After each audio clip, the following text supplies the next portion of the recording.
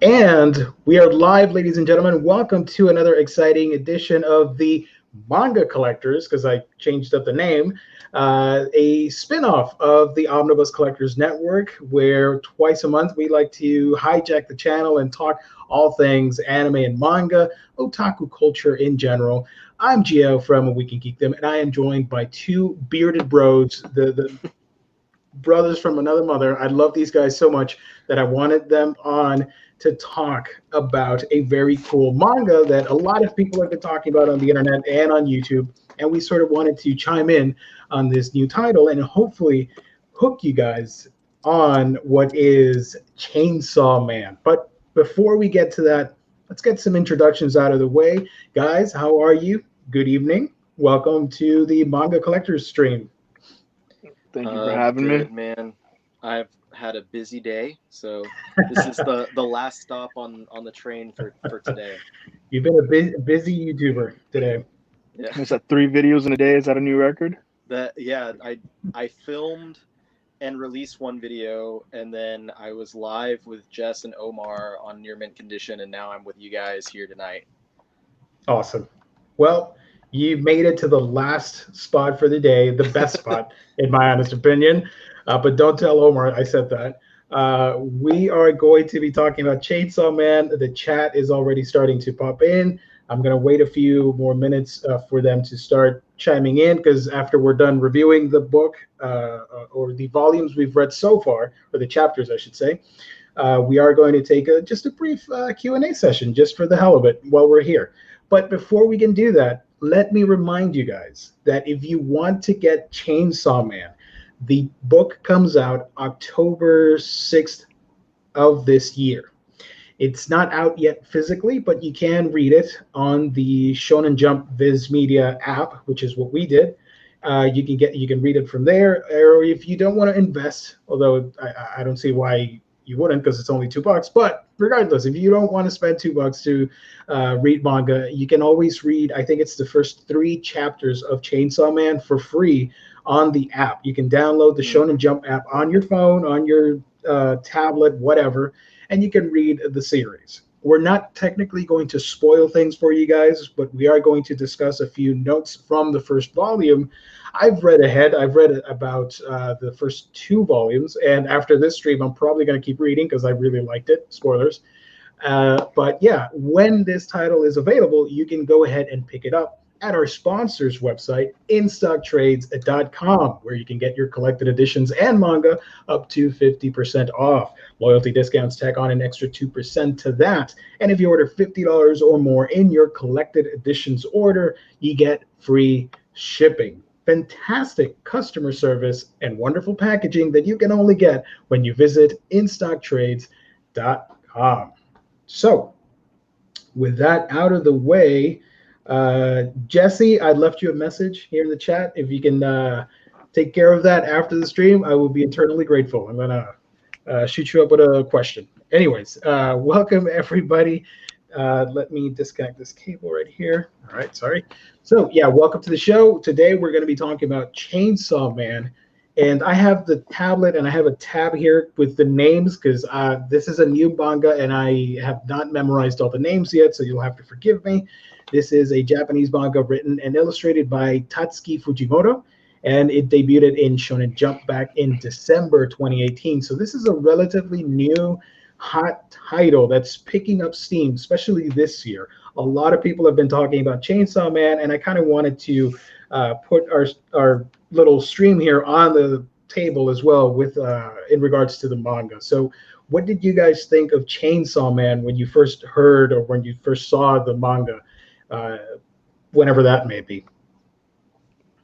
I think when I first heard about it, I had already started reading Fire Punch, which is also by Fujimoto, and Mm-hmm. so I was very intrigued. Anyone who's read any of Fire Punch, you know kind of the contents of what happens in that series, at least at the beginning. And I was like, really, that guy has a series in Jump? That same person? So I was surprised, and I actually did read the first chapter when it came out, and I was pretty intrigued by it. I thought it was a pretty cool idea, but I am dumb and I just didn't keep reading it. So it wasn't until we were doing this show that I finally jumped on the app and, no pun intended, jumped on the app and read through the first volume to get prepped for today. And I had a lot of fun with it. Awesome. Mango? I read probably like a little more than half of Fire Punch maybe a year or two ago, and then I heard about Chainsaw Man when it came out, but I had no inclination to read it. But I've heard nothing but good things, and when Gio told me about this, I was like, oh, okay, cool. I mean, I planned on reading it eventually. I just kept pushing it off, but I sat down. I read the first chapter, and I thought it was cool. I read the second chapter, it got even better, and then within 30, 40 minutes, 10 chapters were done, and I was like, okay, now I need more of this. So just like Gio, I'm definitely going to catch up because there's just like zero reason not to. It's just such a good book. Yeah, I mean, for me, the thing that made me immediately check out the title, see if I can freaking open this thing. I can't, of course. Thank you, Internet. Was the what do you call this? The cover images for this. It is so bizarre and chaotic and wild that I told myself I've got to read this. I don't know what is happening, but it is insane, and I love everything about it. The aesthetic and the neon colored blood. I think it's blood. Yeah, the neon colored blood with the orange and yellow. It's just super striking, and you have this person with a freaking chainsaw and for hands and for in front of his head like a freaking horn. I wanted to know what the hell was going on, and I didn't know it was from the same author that did Fire Punch. Fire Punch, is that the name? Fire Punch. Thank you. So I was really excited to go into it. It's described as this action dark fantasy, and it stars the character of Denji, and he is, I believe, 16 or 17 years old, which is typical for a Shonen Jump protagonist. He is this scruffy-looking kid that has has a really kind of crappy background. I mean, I believe he was alone in the streets after his father passed away, but he inherited his father's debt from the Yakuza. And this is a world where there are a lot of devils, not necessarily from Judeo-Christian stuff, but probably more like demons. These demons take on all different sorts of shapes and forms. They can be like animal based, or they can be more body horror, grotesque looking monsters, or they can just be more like elementals because you can't see them. There's a variety of monsters in here. And there are a lot of characters that dedicate themselves to killing these devils. And our main character, Denji, is one of them. So right out of the gate, the action, this is a very quick-paced book. That's the first thing I noticed. I thought I was going to be reading for a while, but as soon as you start reading, you can't stop. It's very action. When the action is present, it's very fluid and fun to read, and the character interactions are a little weird at first, but you get used to it, especially because of Denji. He doesn't necessarily know how to express or know about things in a public setting, so he's learning just as we are. And I don't know, I found that really cool for a protagonist. You're sort of putting yourself there with him as he's going along. What do you guys think about Denji? He's just very just a goofy guy, I guess. He's like, he doesn't know how to read the room, and he's just an awkward kid, which is a little different for a Jump title. But this isn't like a traditional Jump title, in my opinion. It's not like a Black Clover type of title where he's like arrogant and he has like a goal in mind. Like at the very beginning, he just says that he's just kind of like living day by day, doesn't really know what's next. But I guess that's part of his charm. Yeah.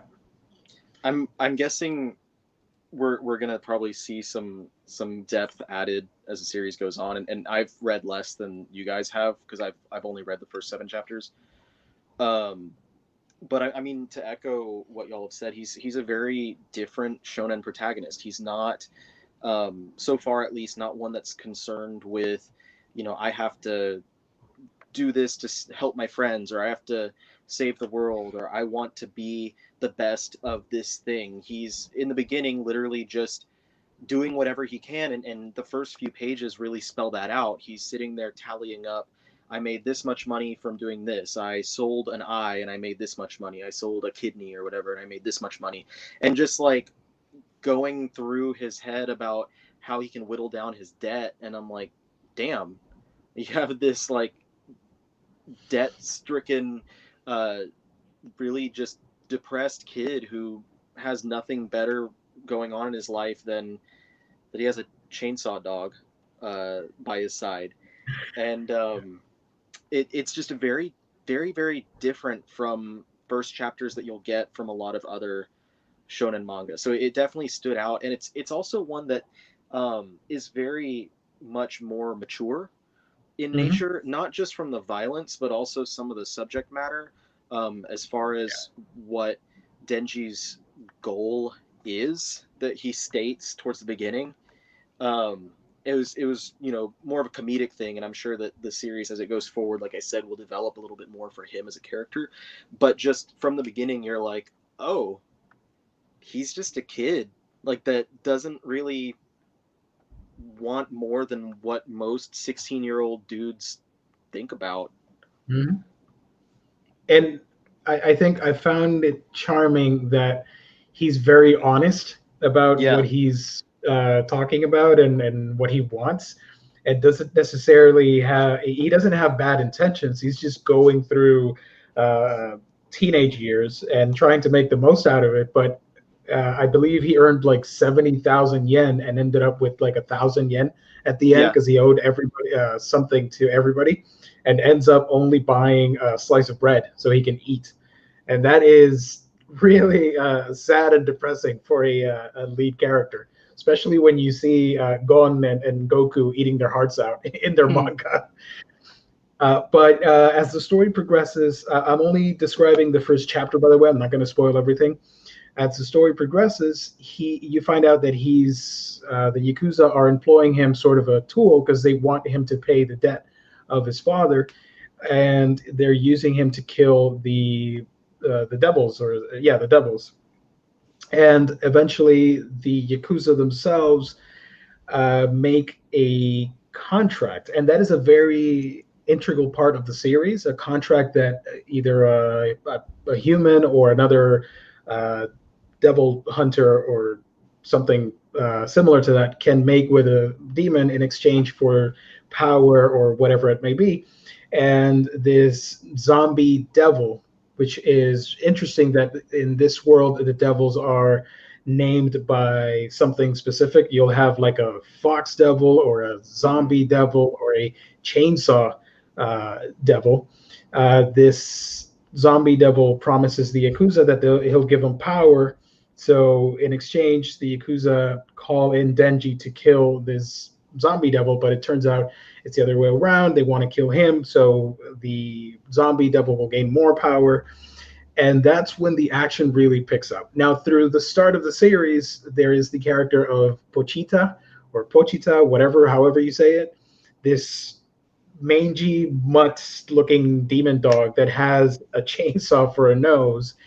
And in the scuffle and they're best friends, by the way, Denji and Pochita.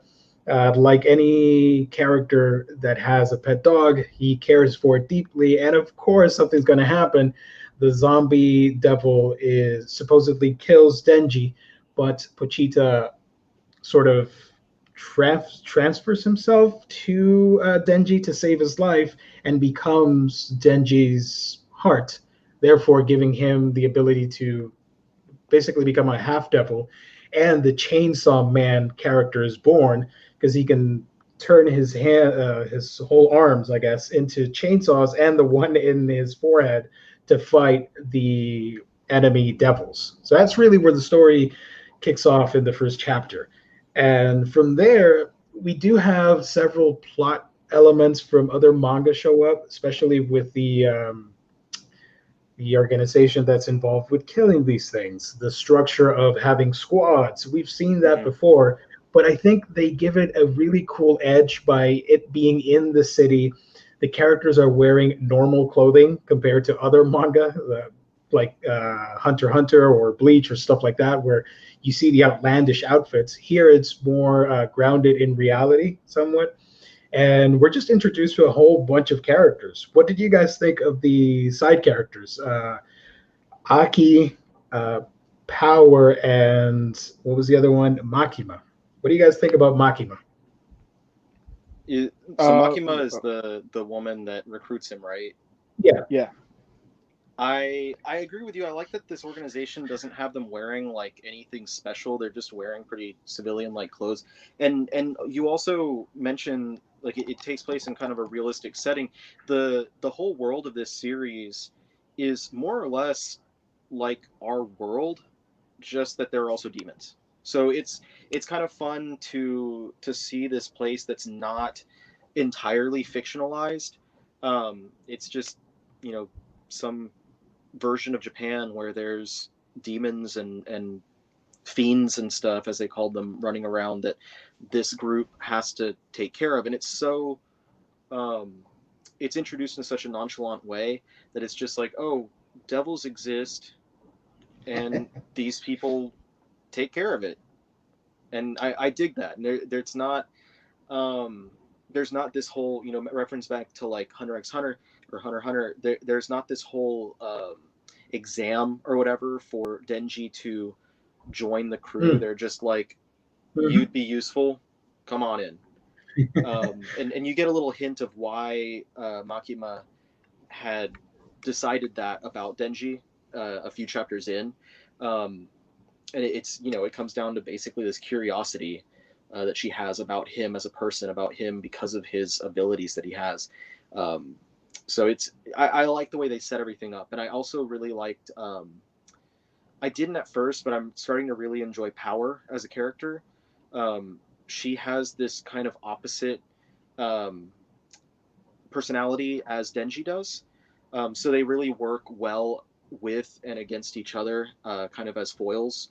You have Denji as the, you know, very, you know, goofy kind of normal 16-year-old that just happens to be able to turn into a chainsaw person.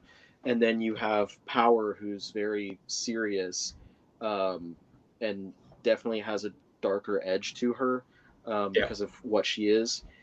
And yeah, it's just a really interesting pairing. And I do want to read more. I didn't have the chance to read any more before I got on here, but I'm like sitting here like, man, if I didn't have this stack of manga to go through right now, I think I'd want to sit down and just knock this one out tomorrow. Yeah. There's, I don't know if the camera can pick it up, but there's Power right there.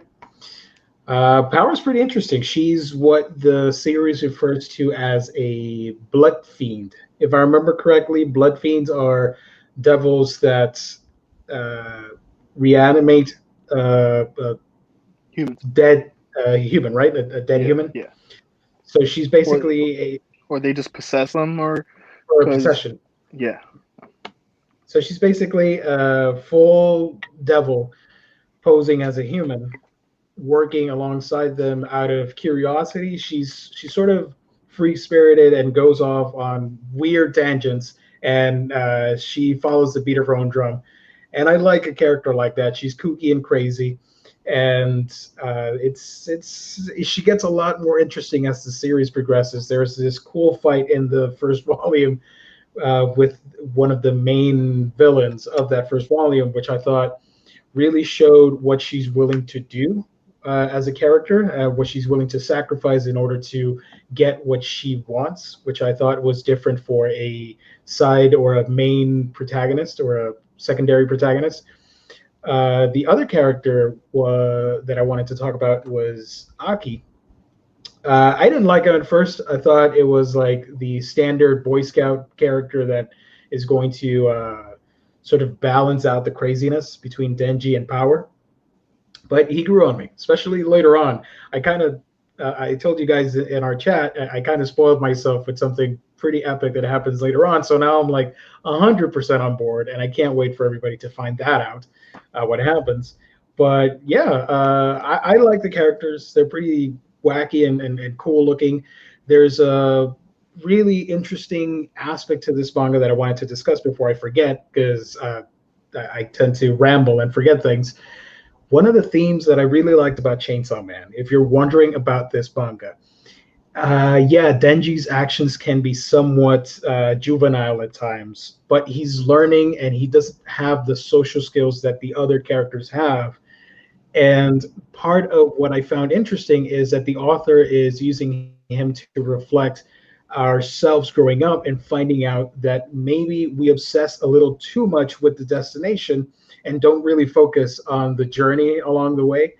And right now you're listening to me and it doesn't really make a lot of sense, but as you read the manga and you find out what Denji's after, especially when he meets the other human characters, it makes sense, and it really does elevate the series a little bit to another level. I don't know if you guys are with me on that. For a second, you lost me, and I was like, "What does he mean by this?" And then, I think it's what, like chapter 11. He Yeah, gets what he wants, and yeah, he's like, exactly. yeah. So I remember, and you're totally right. And that's a great point. I'm completely on board with that too. Because it's very hard to say this without spoiling anything, It really but is. it's it's a really cool change up for a protagonist to realize, oh, okay, so this isn't what was hyped it up, what people hyped it up to be. What do I do with my life now? I got to find something else. Yeah, So and that's the inversion of it, because every other magazine or manga in Jump, it's like, well, my goal is to be the king of the pirates, or my goal is to be the wizard king, and then you're gonna go on a multiple like hundreds of chapters later, you'll get there, but and that's exactly what I thought. Denji lets us know right off the bat what his next goal is, and once he gets it and it's not that big a deal, I'm like, well, what is actually gonna happen next? So yeah. I'm also I'm totally on board with everything you just said, Gio. Yes, nice. Shout out to I thought this was pretty funny. Canadian Invincible Comics, Ryley, 3 channels in one day, epic. Well, thank you for being there with me the whole time. I just had a busy day. Yeah. Inward, you are in luck, my friend. Stoked for you guys' thoughts on Chainsaw Man. Yeah, we got a whole episode dedicated to this manga. I liked it. One of the other aspects that I wanted to talk about is the art, but I just realized I skipped over you, Ryley, so I'm sorry. What did you think about Aki and what we were discussing just now, if you've read up to that part? I haven't read the specific thing you're mentioning. Excuse me, Yeah. but that basically just tells me, I need to set some time aside to catch up with this. And if I could read, 130, 140 issues of comics in about 48 hours, then I think I can catch up with Chainsaw Man pretty quickly. Yeah. Less than 80 chapters so far. Anybody watching could catch up this weekend. Yeah, totally. I think that's going to be one of my, I have that stack to check. Ooh, wait, to read. Let me highlight you. So this is my to read stack, and I needed to get through all of the single issues that I was behind on, and so I did that, and then now it's time to jump into the manga, and then maybe between volumes while I'm reading all that stuff, I'll also continue reading Chainsaw Man and stuff. I'm also like 10 chapters behind on One Piece, but that always tends to happen. Here's a look at the first. There's a look at the first 3 manga volumes right there. It's just really pretty. It has really great art. Yeah, I think the art is a big step up from what it was in Fire Punch, and even in Fire Punch, was really good. Yeah. Who's that on the third cover? Have we met them yet? She is Aki's partner later on. Oh, okay. Okay. Okay, that makes sense.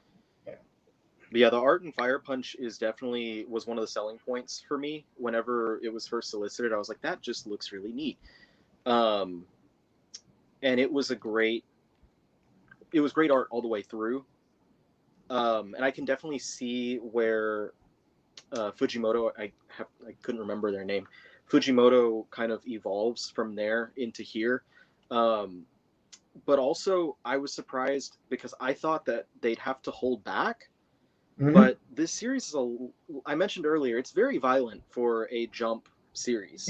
Yeah. It goes fully into the chainsaw motif on this thing.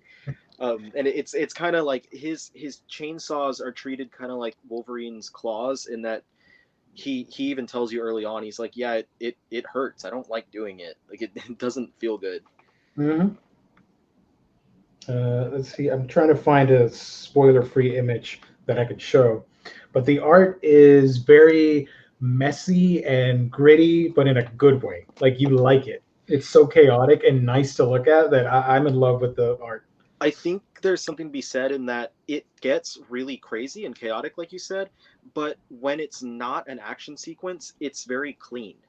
And very easy to follow. So there's this big juxtaposition between almost two different styles within the series that that's really awesome, because a lot of times artists don't do that. They go one way or they go the other. So like, for instance, another series that I love, Dorohedoro, has artwork that's so detailed and just grungy all the way through. And it doesn't matter what kind of sequence it is. They can just be, eating gyoza, and it's still going to have that same grungy look. But here, if they're just walking around and talking, it's a very clear, very clean style until a demon or a devil gets introduced and they have to fight against that. And then it goes into full-on, just messy, muddy, gory artwork. I'm trying to find an image, but there's a lot of spoiler stuff in here. Give me a second. It's all good.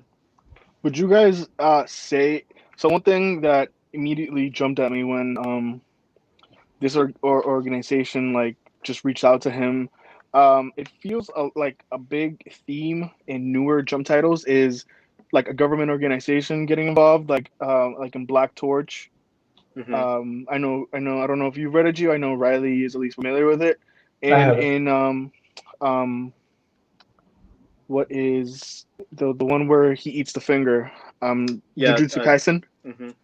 Yeah. And I just get this feels like a much more mature. It's simultaneously more mature in terms of the violence, but not so much in the content compared to those two. And you guys compared it to things like Bleach, where you have the squads and the captains, and I don't know why I'm just noticing this little trend now. Look at how violent this is, and the zombie people that's there. Insane. Yeah. So it switches from that to, let me find the regular stuff that you guys were talking about. Shoot, now I can't find the conversation. Where is it? Nope, that's a spoiler.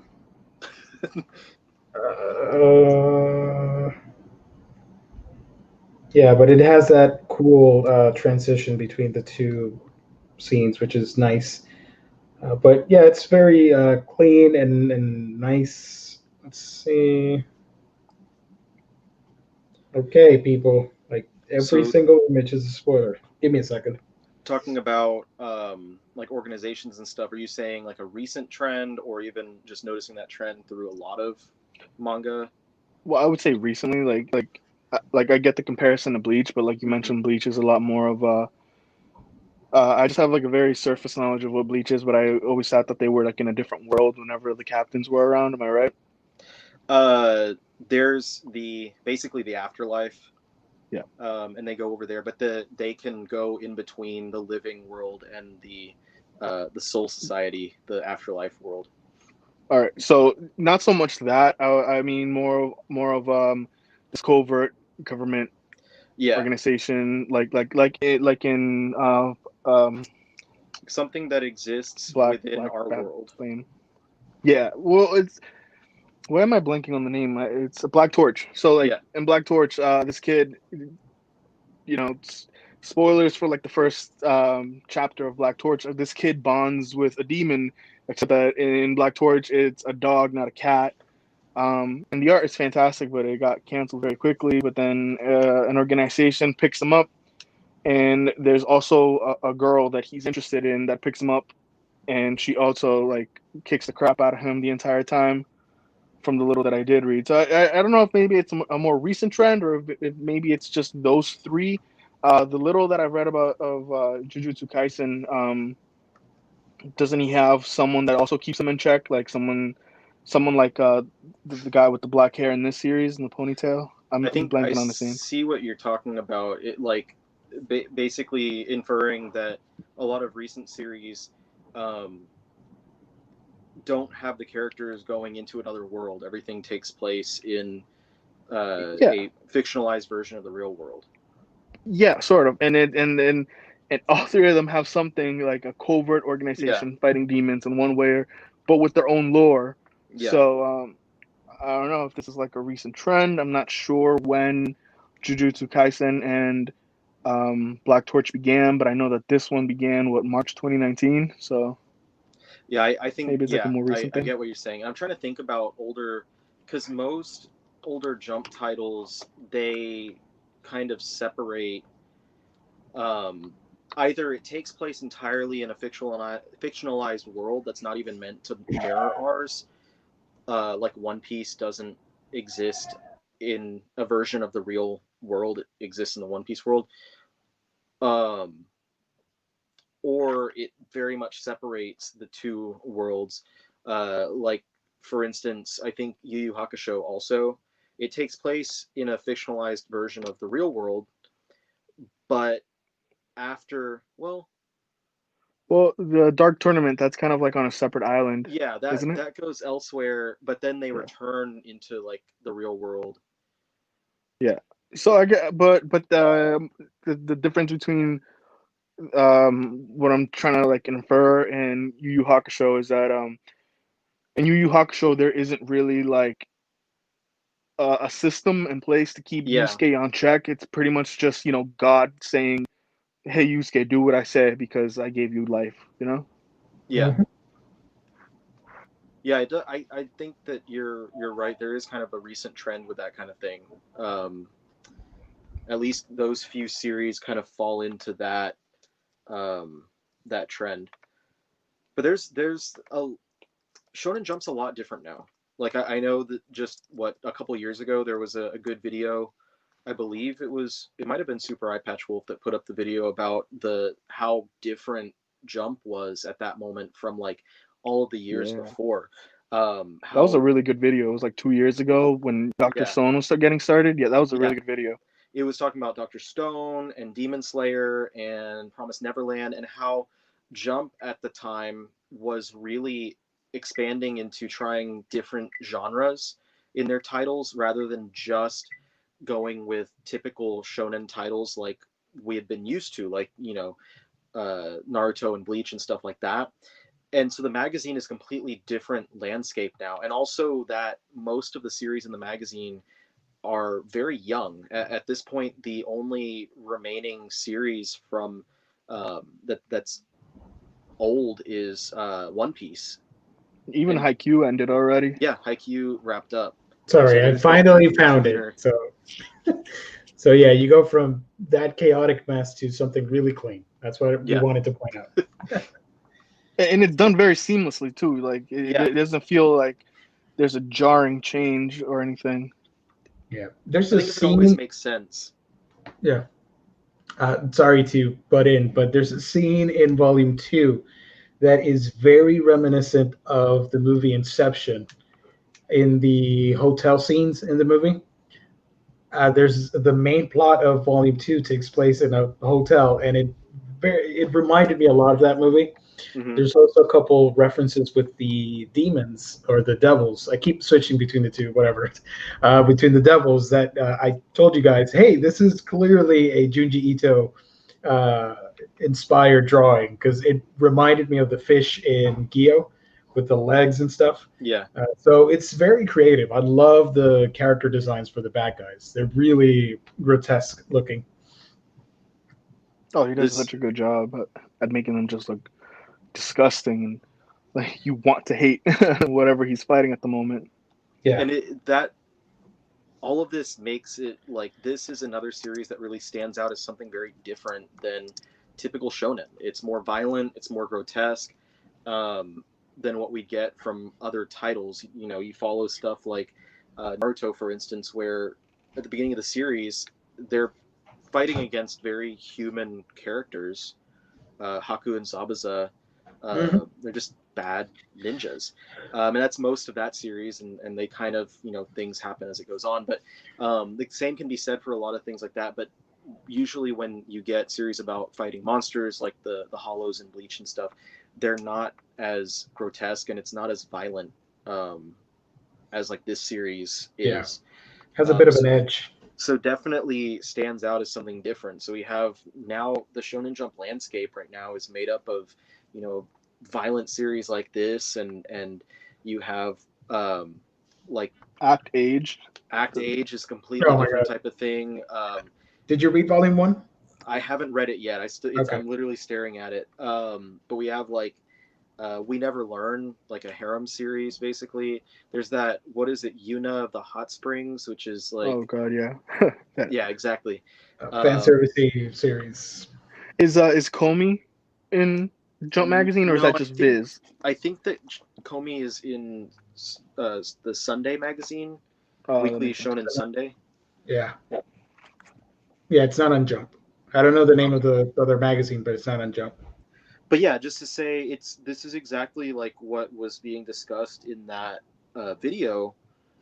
This fits that that description, that it's you know, pushing Jump into a really different direction from what we had been used to, and it's really exciting because we have.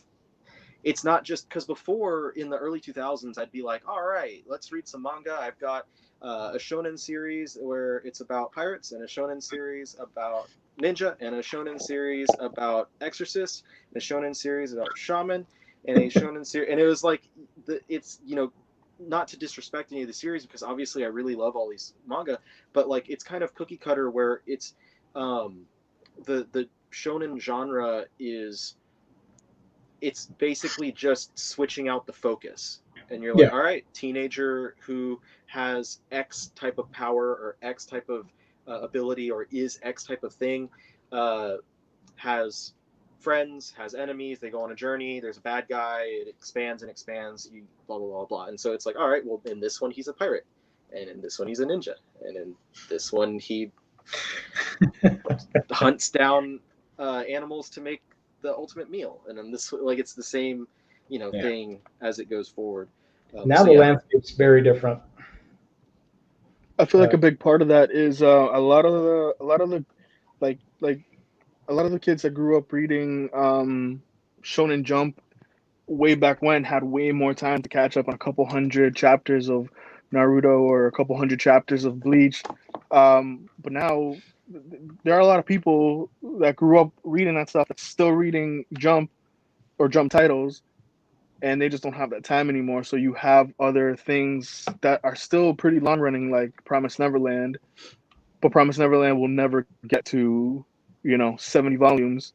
I think they're probably gonna cap in the mid 20s. So I guess the demographic has also changed, because you have young readers who can still follow, you know, the new series, but then you have older guys that probably don't have time to catch up on One Piece anymore. I don't even know what the longest, because aside from One Piece, just thinking back on what's in Jump right now, because like you said, Haikyuu ended. I think before Haikyuu it was Bleach, but the longest one. There's nothing that's even close to being as long as these other long-running titles were. Like everything's well, I guess probably the longest thing aside from One Piece right now is probably My Hero Academia. Because that one's probably closer to 30 at this point in Japan. Yeah. And that one has this has nothing to do with anything. I'm just kind of thinking out loud, but like I'm guessing that one has the most potential to become the next like really long running title.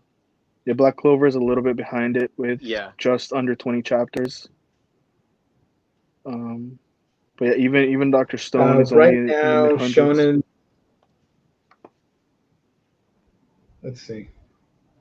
Aside from One Piece, right now Shonen Jump has My Hero Academia, Black Clover, We Never Learned, Dr. Stone, Act Age, Jujutsu Kaisen, Chainsaw Man, Mission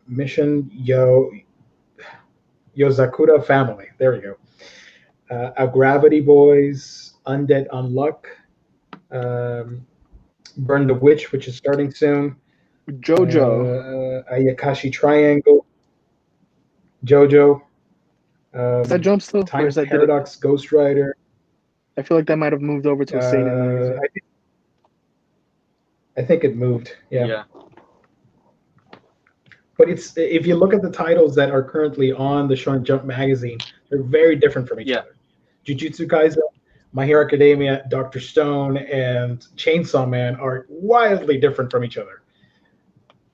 I mean, yeah, this is more of Chainsaw Man's more like action-oriented horror for young readers to enjoy, which is really cool. I mean, I was so used to a Bleach fight or something from One Piece where it's crazy and over the top and you love it, but it's not like this where it's grungy and messy and there are implications to what's happening. And I'm not going to spoil it, but once you find out who the main villain of Chainsaw Man is, it's pretty spine-tingling. This main antagonist and what he can do. So I'm happily awaiting more volumes. And if I had room for more physical volumes, I would totally start collecting Chainsaw Man because it's awesome. Agreed. Man, manga is so good. Totally. They're the best. Just throwing that out there. There's so much good shit to read right now.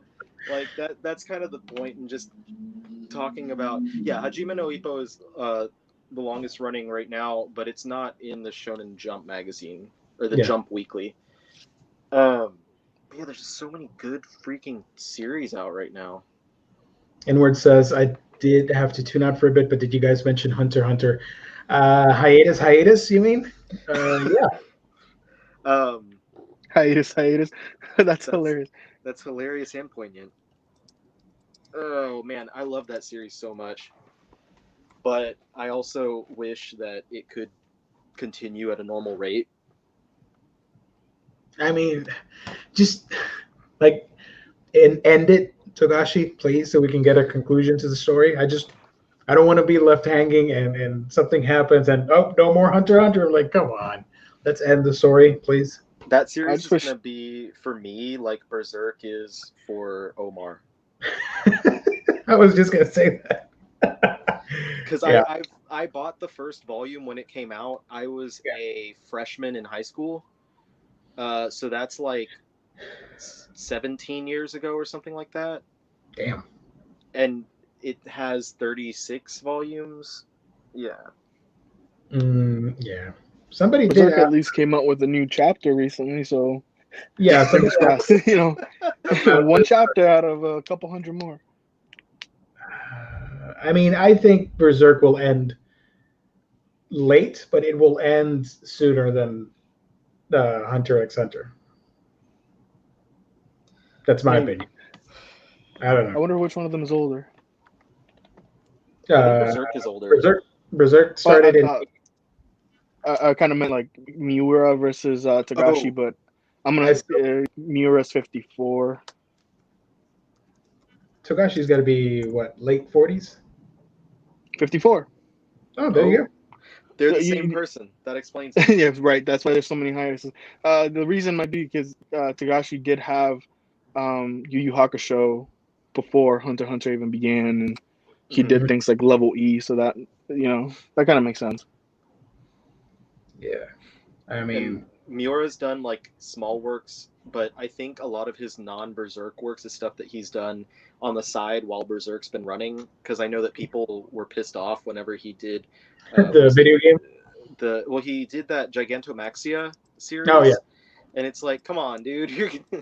We're waiting for chapters of this, and you're just gonna randomly do that. I know he's working on a collaboration with a video game company on something dark fantasy inspired. I'm like, bro, just give them the cliff notes, let them do their thing, and you just keep writing Berserk. Come on, man. We got to know how the damn thing ends. I mean, the Souls series, what's up, Ryley? The Souls series did a lot of games that were very much inspired by Berserk and stuff, and he didn't have to help with that, so he just told them like, just do what Souls did. Yeah. So, folks, that is our review for Chainsaw Man. Hopefully, you guys are interested in picking that up. We're going to use up what's left of our hour here on the internet to answer some questions. So, if you got any questions about anything manga or anime, I can cover that aspect because I've watch a lot of anime, maybe too much, they say. But yeah, time to ask us whatever the hell you want. I don't know. Let's see what we got in the comments section here. Gio watches every anime. I do. Like I think when in our chat, it's like every day you come in and you're like, oh man, this series started up. So I watched that episode.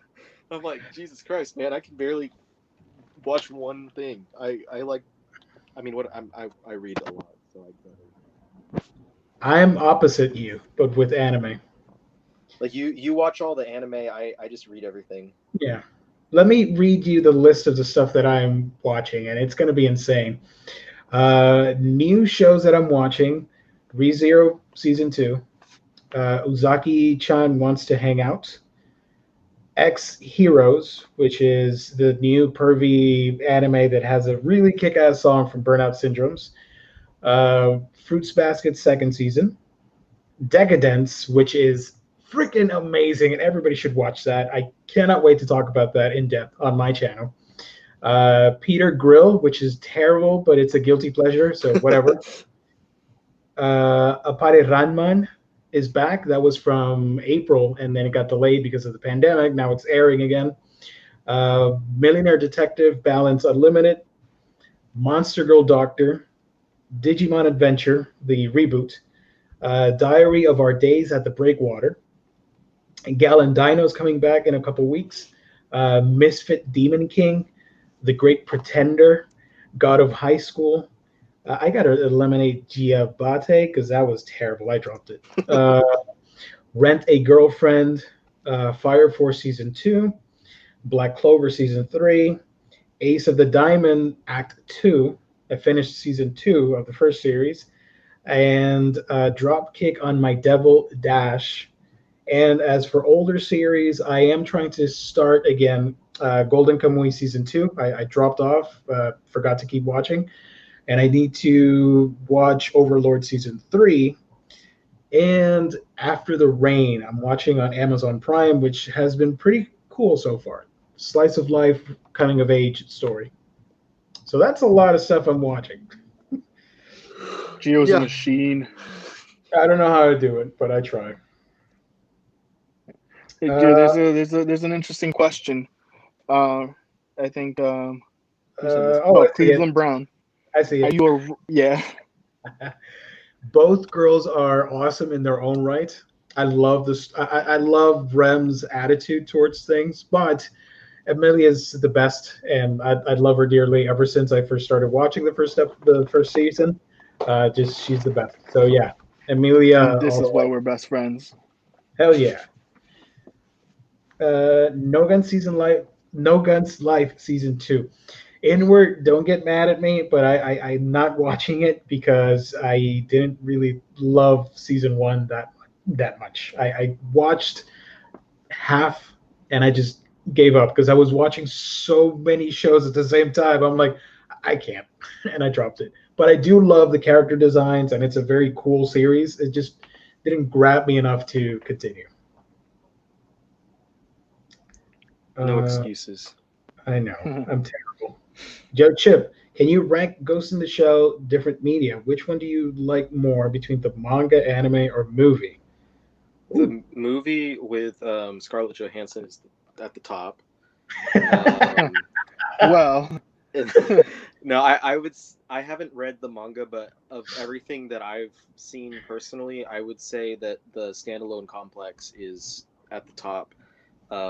I didn't watch Second Gig, but under Standalone Complex is the original movie, and that's, I guess after that would be the second movie, Innocence. Yeah. I think I've seen something else, but that's my rankings for what I have seen from Ghost in the Shell.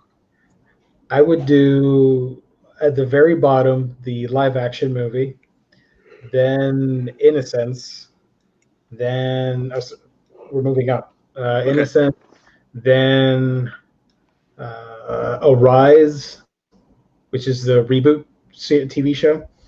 Then the Solid State Society movie. Standalone Complex 1, the first season. Then the original Ghost in the Shell movie. And my favorite piece, then the manga, sorry. And then my favorite piece of Ghost in the Shell media, Second Gig. I love that season so much. It is close to a masterpiece, in my opinion. I love it so much.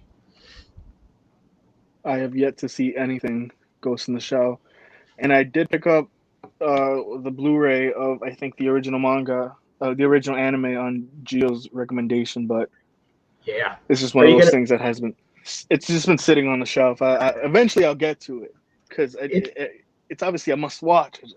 Yeah, I agree. Yeah. So if people recommend to you Akira or whatever, you got to watch Ghost in the Shell just on the technical achievement alone of that animation of what they're able to do. It still holds up to this day, and it's fascinating. The music, everything about it. I wanted to get the 4K release, but at the same time, I already have the Blu-ray, and I know 4K is better overall, but I personally don't see enough of a difference when it comes to hand-drawn animation to justify rebuying the Blu-ray, because I don't know, maybe if I find it later for cheap money, I'll grab it, but I'll stick with my Blu-ray.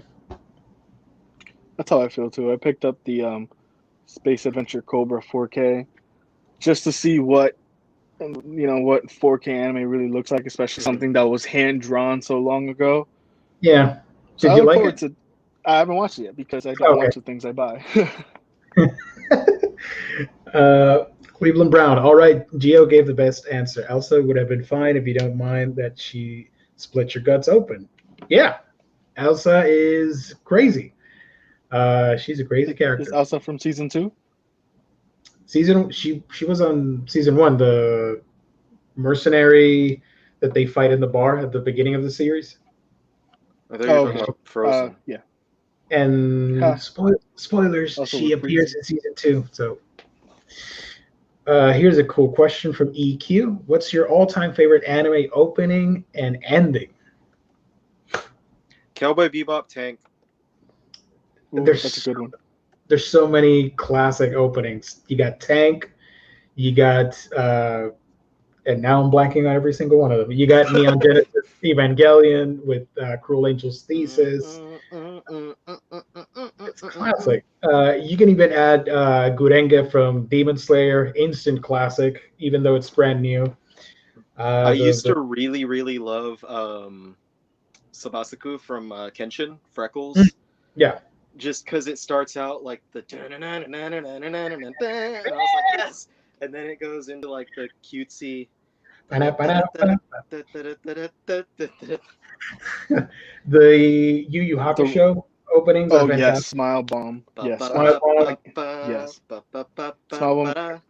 I will go out on a limb and say my favorite is Raise Your Flag from Gundam Iron Blooded Orphans, which should not be a surprise.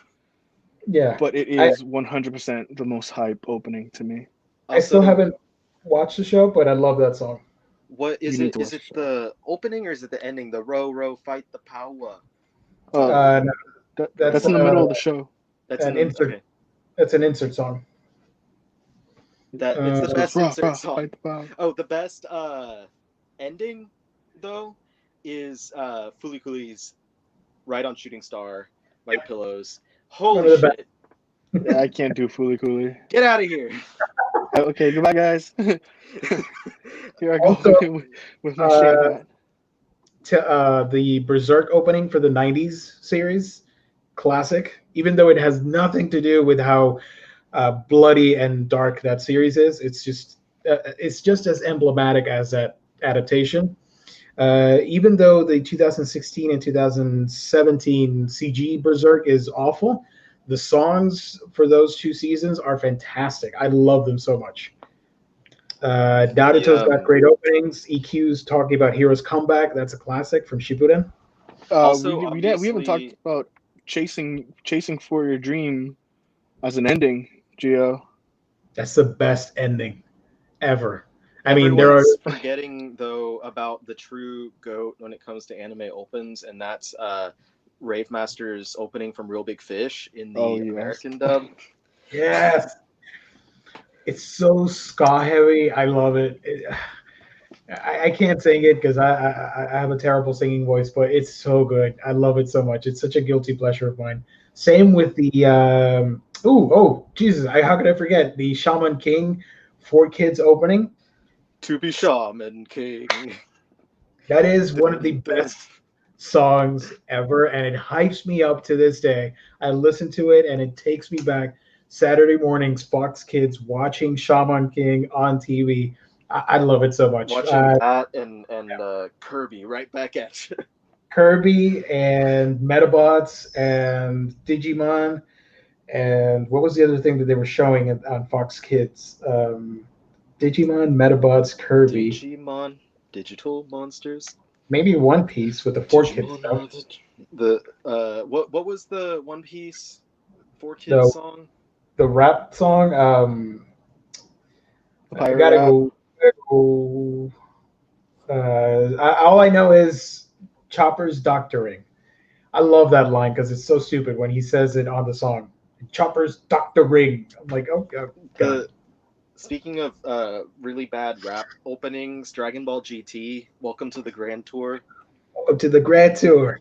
Dragon Ball GT. I remember there was before the dubbed version of GT started really coming out on DVD or on TV in the US, there was I think it was a player's guide to one of the Game Boy Advance games of Dragon Ball Z, and it came with a disc that had like one or two random episodes, like from the middle of the Baby Saga. It was just a random episode, and I put that on and I watched it, and I was like, "What the hell?" Because the theme song was the "Welcome to the Grand Tour, Welcome to the Grand Tour." GT. It's so awful. I love it. But there was an Easter egg because I actually don't hate me, guys, but I actually have Dragon Ball GT on DVD because. Whatever. I was a kid. I enjoyed Super Saiyan 4. There was a Easter egg on the DVDs. If you switched to the Japanese audio and played the episodes, it showed you the original Japanese intro and song. And then I would just switch the dialogue back because I was a kid. I was watching it dubbed. So that was a little hack. I thought I was so cool. I'm like, oh, I found the secret. I can watch the original opening for GT. That opening was really charming with them on the alien planets looking for the Black Star Dragon Balls. Also, Trigun had a really great opening. Oh yeah, definitely. Trigun. Yeah. What else? The Full Metal Alchemist openings are great. I remember really liking the opening to GTO, where he's like, he flushes the toilet and it's like a motorcycle engine revving. That's great. I just like the black and white style that it had. It was really funny. We in this show do not like Sword Art Online, but unfortunately, it has some killer music. I do like those openings for Sword Art. I mean, You know, Because it is what Lisa it is. does all their songs. Yeah, I mean, they're blessed to have such an amazing singer doing their show, their openings. What else do I like when it comes to openings? Let me check my. I think The My Hero. Initial D had a pretty good opening, but Initial D, the music during the races is obviously Freaking Deja Vu, good man. stuff. That's the Deja song. Vu. That's the That song. I one, love that. that one, and Running in the '90s. Oh my There's a god. cover of Running in the '90s on Spotify by Yeah. Rashad EB. Yeah. Is the artist. He does a lot of different manga or anime cover music. Um, when I was in Hawaii a couple years ago, I was driving because we rented a convertible, and I was driving around on the mountains in Hawaii, and I told my wife, like, put on, she calls it, by accident she called it Indigo 90, so it's just kind of a joke, inside joke, and I'm like, put on Indigo 90, and she's like, what? And I was like, put it on, Running in the '90s, and I'm just like going down the mountain. That's awesome. I forgot. To me, this is a well, not really that controversial, but I do think Black Clover is the king of openings when it comes to all Shonen Jump titles. I'm Yeah. sorry. It Yeah. may not be the best series compared to like One Piece or whatever, but song wise, it kills it every single time. All the openings are amazing, especially from VK Blanca. Every time Black BK Blanca comes back, you know it's gonna be good. They're so good. You know which Shonen Jump title had really good opening themes was especially the first opening theme was Bleach by Orange Range. Yeah. Asterisk. That song slapped. Definitely. They had a couple not so great ones, but they had Beat Crusaders on. I don't know if Asian Kung Fu Generation did an opening for Bleach or not, but they had Yui doing one that Sherlock really likes a lot. There's so many. JoJo's Bizarre Adventure has some of the best openings ever. They have the best closing theme music. And closing themes, yes, of course. Although I got to say, a lot of people love Stardust Crusaders, but the second opening to that season, I never liked, and I still don't like it. No. Because it's all the previous singers singing together. I wasn't a fan. The closing, when it goes from Roundabout to being the what is it called? Something train. I forget. I was Last Train Home. Why? Why did you do this to Yeah. me? Just give me. I just at the end of every episode, I'm like, fuck it. I'm just putting on Roundabout. I'm not even gonna pick. Yeah. I think JoJo intros didn't get really good until part 4, and that's my controversial opinion. Was that fighting gold? Was that when that one was? That's no, part that was 5. crazy stupid or whatever. Crazy Bizarre Town.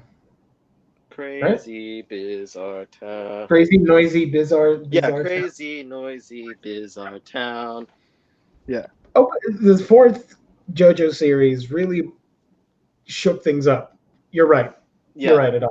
I agree because the openings for the first 3 parts are very standard fight shonen stuff, and then comes part 4, and you have J-Rock and more pop songs. It was all over the place, but in a good way. I loved it. And at one point, we even got Soundgarden involved. Yeah, so that was fun. I was gonna say that one too. But yeah, not only the opening song on part 4, but also the opening animation with the way it just throws in all the characters in fun poses and stuff, as is wont with JoJo. That was fantastic. But speaking of JoJo music, character themes, 2 character themes stick out as being really great. Kira's music and freaking Giorno's music. Like Giorno's theme song is just with the piano. When Yeah. the piano comes out, the bad guys are shook. Totally hype. I'm looking at my wall of Blu-rays there because I know I'm missing something that I'm gonna be like, damn it, why didn't I say it on the show? Attack on Titan. That's what I was missing. Oh yes, They're that the hypest oof, shit you're gonna hear. that first opening is amazing. Yep, that's a national anthem for weebs. Yes, I want to make a playlist similar to Geo. You have your like openings and endings playlist. I want to make one that has all of the worst American openings or endings and have like Dragon Ball GT, Rave Master, One what was it? Piece. Was it Less Than Jake or Bowling for Soup who did the Knights of the Zodiac ending theme, the cover of I think so. Flock of Seagulls and I Ran, stuff like that. That's what I'm gonna do. Monster Rancher. There were a lot of late 90s, early 2000s shows that were dubbed. Their songs were dubbed. If you guys, I think the problem is because, and this doesn't count when it's talking about something like the cover of Iran, but the reason that these themes are so bad is because these people are writing music specifically for the show that they're trying to say the plot of the series in the theme song. So it's something like, in the One Piece one, they're like, oh, we're pirates and this is what we do. And then like Dragon Ball GT, they're like, we're going on the Grand Tour because we're going to get the Dragon Balls. And then like Rave Master, Real Big Fish did a song literally like telling you the story while you're watching it. To the land of the something. And I was talking with just kind of a behind the VH1's behind the music with me. I was talking with Nate from the groups and stuff because I'm asking him if I can solicit him to make music for my opening, like original music for my opening on my channel. Yeah. And we were discussing it, and he wrote like a full song, and he wrote lyrics and everything, and he like played it for me, and I was like, dude, this is awesome. It completely captures the feel of what I want to put forward on my channel, which is everything about it's all about love. Basically, it's about, I do this because I love books. That's why I put all this effort into my channels, because I love comics and manga and all this stuff. And that's what the song was about. And I told him that, and he said, yeah, I was watching a lot of sitcoms from like the late 80s, early 90s, and I noticed that all of the good theme music was it was good because it wasn't talking about the plot. It was talking about what the show means, like the meaning behind the show. Mm-hmm. So stuff like, you're watching the Golden Girls, and the Golden Girls isn't talking like it's not telling you about how Blanche is one way and stuff like that. It's saying, it's about friends, and that's the important part is, thank you for being a friend. The only thing I can think of is Full House and yeah, the Milkman and the Paperboy. Family Matters is my favorite opening when it comes to sitcoms. Inward, yes. Eden of the East had Oasis Falling Down. Unfortunately, Funimation only had money to one episode. They couldn't license the full song for the 12 episode run. So when you put on the Blu-ray, you only hear the opening on the first episode. And then onwards, it's just stock music that they used to make up an opening for the show. So I thought that was pretty funny. That's pretty hilarious. I think Witchblade has different music for its anime or popular. I don't know. This is interesting from Eric. So the studio that animated the Berserk movies made the Flashpoint movie for DC. Do you think DC should hire some studios to adapt movies or series from their properties more often? I didn't know that. I thought it was Warner Brothers Animation that made the Flashpoint movie, but that's really cool. I didn't watch the Flashpoint movie. I think it was supposed to be good, wasn't it? That was pretty fun. It's fun. Yeah, it started the DC animated movie universe, which was I liked them. I used to collect every single one of them. Now it ended, so now I'm not collecting. But some were hit and miss. But for the most part, I always told people on my channel, this is an adaptation. It's not meant to be a faithful one from the comic because it's doing a separate movie universe. So you can't be upset because they're telling you, hey, this is part of a movie universe, so it's based off the comic. It's not a straightforward adaptation. A lot of people got really upset about, oh, the Hush movie's not like the comic. I'm like, that's the whole point. It's taking elements and fitting it to another universe, but whatever. I'm looking at screen grabs from the animated movie, and I don't think I like the animation on it very much. You have it there with you? No, I'm just on my phone, like looking at pictures. Yeah, I mean, it wasn't. It's not my favorite of the animated movies, especially Wonder Woman's face. Yeah, if you check out Wonder Woman's face and one other character, I don't remember who it was. They're too angular, where their mouths are very tiny compared to their forehead. I don't know. Yeah, I see what you're talking about. You can't really see from the glare and all that on my phone, but I see what you're talking about here. It's it kind of reminds me of the animation in Dragon Ball Super when it's really crappy. And people are like, man, the movies look like this and the show looks like, what the hell? I'm sorry for Dragon Ball fans, but I do not like Super's animation at all. You know, I thought that the Broly movie had subpar animation as well. There was some moments. I remember there was this one moment where I paused it, and they were doing a wide shot of Goku and Vegeta standing on a mountain, and it was like Seven Deadly Sins season 3 style stick figures, and I was like who made that? Toei Animation. It's like they make so much money off of Dragon Ball. They couldn't just like, give us something a little better than that. But the fight scenes were cool on that. Toei just happens to have a lot of manpower because they did Sailor Moon back in the day, right? Or am I thinking of somebody else?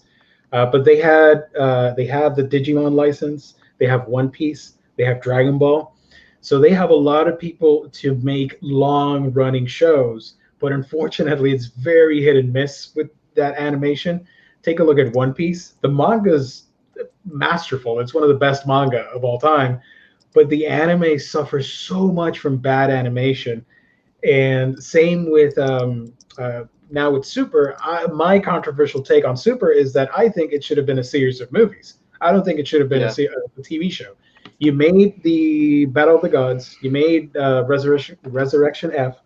You would have made a really cool the Trunks. What's the bad guy in the Trunks stuff with the Goku Black. Goku Black, and then you make like 2 movies on the space tournament thingamajig, and then you tie it up with the Broly stuff. You didn't need 200 episodes of Super Saiyan 3 Goku looking terrible. Whatever. 50 of those episodes were just retellings of Resurrection F and Battle of the Gods too. 28 episodes retell the 2 movies, and then you get a tournament for 14 episodes or whatever, and then you get the Trunks arc, which was good, the Goku Black, and then like 30 episodes setting up a tournament, and then like 70 episodes of a tournament or something stupid like that. And that entire tournament was only like a 20-minute tournament or something like that. 48 minutes long. 48 minutes. It took like freaking forever. And I get like, oh well, these things are all happening at the same time, so we're showing like this is happening, but this is also happening. But it's like, come on now. And the bad guy has probably one of the most boring designs for a villain. Yeah, Jiren is basically just a pumped up version of the very stereotypical looking alien. Gray skin and giant black eyes. And his motivation is really dumb too. It's like, I have to be stronger for my master. And then we've never seen that before. Also, I think Hit has a cooler design than even Jiren, and he got pushed to the side halfway through. Yeah. And man, didn't they redo some animation? Yeah. For the Blu-rays are much better looking than the TV broadcast. If you want to watch Super, watch it on Blu-ray. Do not watch the TV broadcast because it's terrible. But they can't make up for the poor story. That's true. Cleveland Brown, don't worry. Savage. Many Dragon Ball fans don't think highly of Super as well. Good. We're on the same page then. It's like so much potential. Like it could have been something great, but it's just I think it's very wasted when you make most of the series into tournaments or adaptations, because it doesn't introduce anything exciting or new, and they introduce new concepts like they're, oh well, let's expand and show us that there's a multiverse here and that there's other really strong characters from these other universes, but then all you do is give us a tournament that focuses on extremely boring characters. Yeah, that's true. And just to touch on the alternate universe thing, it's like we got a really cool alternate universe story going with Goku Black. Yeah, but I feel like they really took the easy way out in ending that arc, which should have been a lot more epic than it was. I don't want to say too much for anybody that hasn't watched it yet, but you know, they just kind of like, it's over. Yeah. And even with that being like the best, you know, as we're saying, the best arc in that series, the whole idea of just having a bad version of the good guys is such a tired concept. Like I'm glad that eventually it's not just Goku. It's, you know, there's something else going on there, but like it's like, you know, in Dragon Ball Z they had to fight Vegeta again, and then in GT you get baby Vegetas, and then it's like, you know, we fought Piccolo, so it's, you know, they fight people that they're familiar with a lot, and then all of a sudden now they're fighting Goku, and I'm like, okay, come on guys, let's do something cool. And then they're like, oh well, we're gonna introduce Ultra Instinct because yeah, why not? Yeah. Oh boy. And man, I think Sailor Moon Crystal was the same way due to deadlines. Some on-air episodes quality was not good. Yeah, they reanimated and cleaned up that series because the broadcast was awful too. I was going to get it, but I'd rather collect the original series, which is what I'm doing. I only have the first 2 seasons of Sailor Moon, and I just picked up season 3, which was on sale at Right Stuff. So I'm very much looking forward to that. See a couple more questions before we wrap up. One day we're going to do an episode on intros and openings and music. Yeah, I feel like we could just fill up an entire hour just talking about that stuff. Yeah. And that's like, even me, someone who really doesn't watch anime, I even have enough that I can talk about. Yeah. I don't want to. Should I plug another YouTuber? I don't know if I want to plug another YouTuber, but it's somebody famous that does YouTube videos about anime and manga on YouTube. He did a video on why the English dub songs are great, and he goes over all the songs that we talked about and some others. I love that so much. I love that video. So if you want to check it out, just type it out on YouTube. I'm not going to give him a free plug. Let's see. There was a question here I missed. What was it?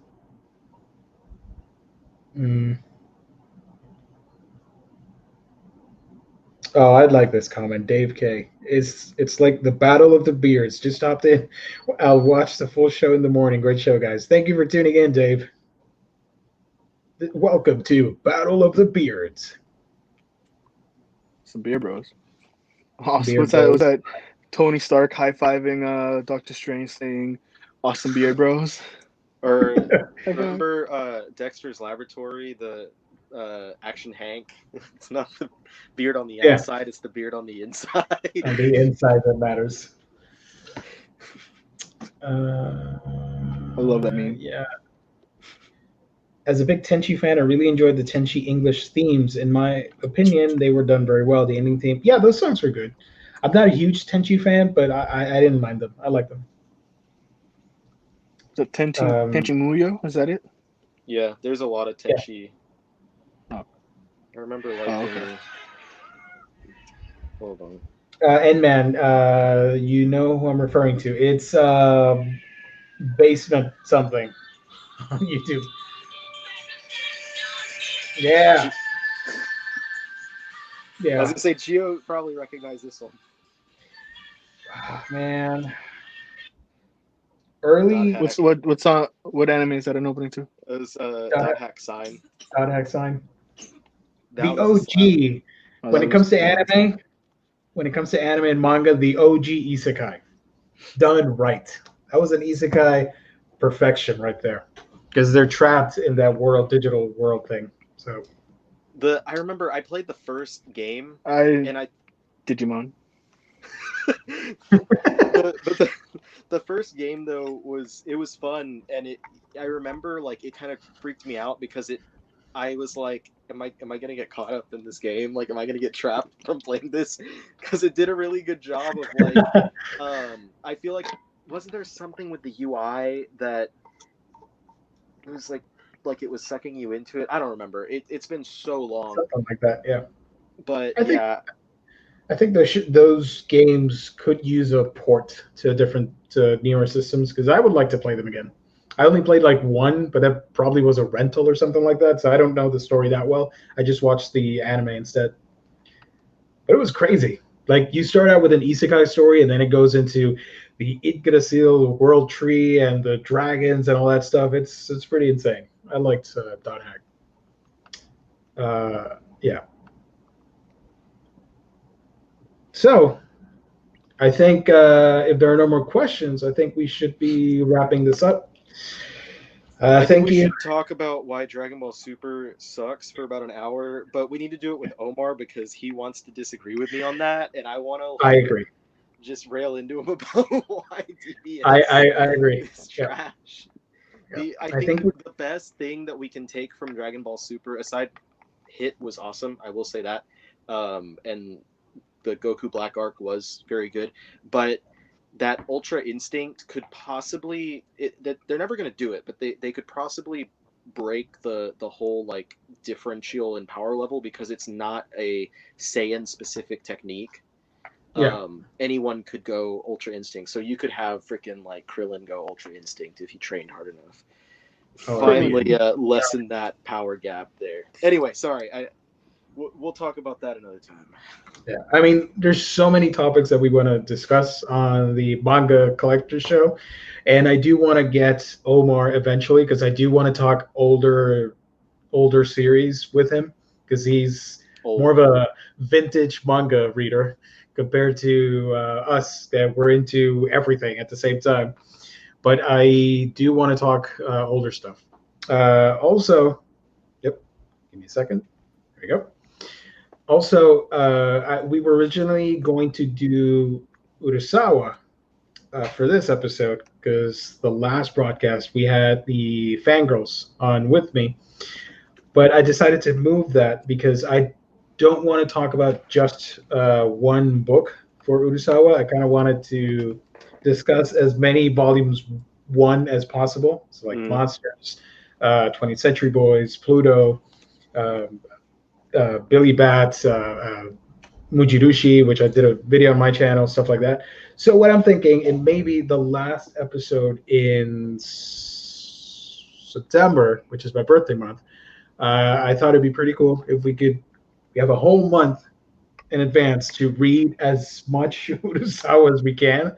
Maybe just the first volume, so we can do spoiler-free reviews on it, and have as many peeps on here talking about it, because now StreamYard allows up to 10 people. I'm not saying we're going to have 10 people on, but I'm going to try and get a good bunch of nerds talking about Naoki Urasawa. So look forward to that, guys.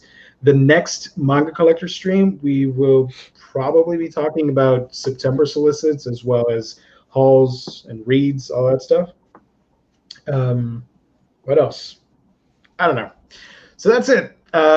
Please remember about Chainsaw Man if you can, if you're interested in picking up that series, if we enticed you enough to go ahead and pick that series up. It comes out the first week of October, and you can do so by visiting instocktrades.com. They're going to have it at a special discount price. I don't know the discount price, but it is going to be discounted on the first week of October, and you can get it for cheap. In Stock Trades is the place to go where you can get all your collected editions, all your manga, up to 50% off. Loyalty discounts tack on an extra 2% to that. And if you order $50 or more on your collected editions order, you get free shipping. Fantastic customer service and wonderful packaging that you can only get when you visit instocktrades.com. All right. Nice. So with that said, thank you everybody for tuning in. Thank you for watching us live. And if you're watching not pre-recorded, if you're watching at a later time, my head's all screwy right now. Let us know in the comment section down below what you thought of Chainsaw Man if you've been reading the series. Very interested in finding that out. Of course, I want to give a big shout out to Adonis, our wonderful co-host for the evening, Mango himself. Thank you for joining us, sir. Where can people find you on the internet? So you can find me on the Otaku's Farm, which you can get into if you're already a part of the Omnibus Collectors Facebook group. And give me a few days, and you might be able to find me on YouTube pretty soon. All right? Yeah, we're Thank you, very Jill. much looking forward to that. We're very much looking forward to that. What's the channel that we're gonna find you at? Can we So right find now it now? Yeah, so the channel's up. I was talking in the chat using it. It's New Type Ace. The New Type is a reference to Gundam. That's still in the works. Everything's still in the works, and it's still under construction. But soon enough. Yeah. Dope. Nice. And the this way, the Omnibus collector himself, Ryley. Where can people find you? You can find me on my channel, the Omnibus Collector, loading a lot of new content. I just loaded a video a couple hours before doing this, talking about some hot singles, some hot new releases this week from single issues. Earlier this week, I did a video about some recommendations on if you are a manga reader, so people who are watching this show who are not familiar with reading Western comics. I gave a kind of a breakdown on the differences between the two media, a guide on how to get into reading Western comics, and then 5 recommendations of some Western comics that are easy to dip into if you're a manga reader, not just jumping straight into the difficult history-laden Batman by Morrison and stuff like that. So and then this weekend I'll release kind of the opposite, a video for people who are comic readers who want to get into manga. Yeah. Sorry, I froze for a second. I thought I froze. Ah, shit. No, it was me. Sorry. Joe, thank you, man. Gracias.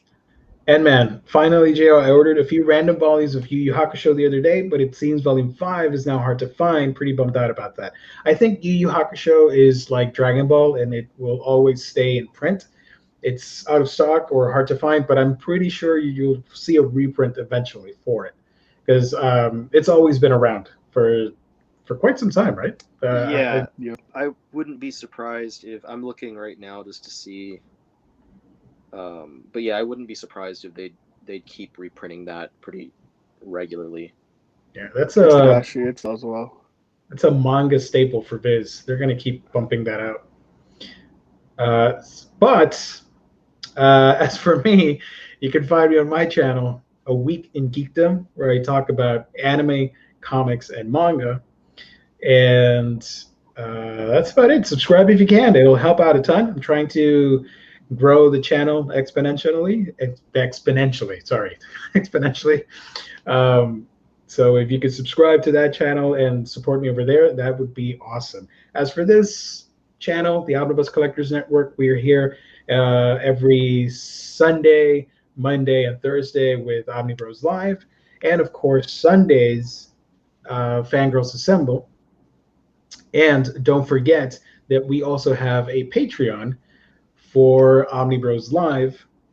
If you want to join, the link is in the description below. If you are willing to give us a quick buck or two, if you will, we have a tip jar for the $1 tier. You can give out as much as you want, but we're just thankful, and we appreciate all the support.